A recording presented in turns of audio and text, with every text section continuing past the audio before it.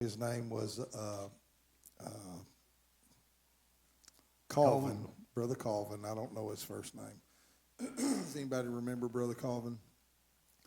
Brother Colvin was I don't know, I think he lived to be in his late 80s or whatever, but he built that church. He moved his family built that church. They even at certain times had nowhere to go, and they lived in the church as they were building it because this man believed that God called him to Winchester. Here's my story.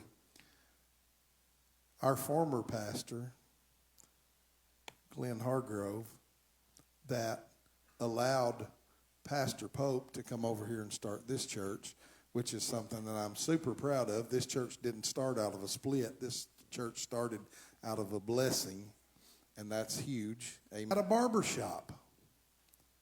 Do you remember this story? He had a barber shop, and Calvin came one day to get his hair cut from Brother Hargrove.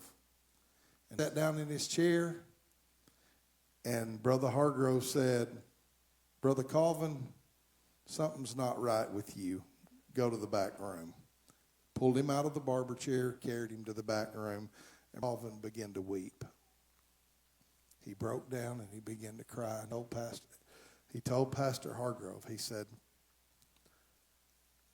"I'm in a spot where I just don't know how to get out of it." And he was contemplating suicide. A pastor. And Brother Hargrove said, "Well, not anymore." And if you knew Brother Hargrove, he laid that big old hand that was twice as big as mine on him and palmed his head and said, "We cast that spirit of suicide out of Brother Calvin that day." It was many, many years ago. And we may not be to this place right here without that. The heritage of this church just keeps unfolding, and it keeps unfolding, it keeps unfolding in things that we don't even remember. We didn't even think about how it all tied together.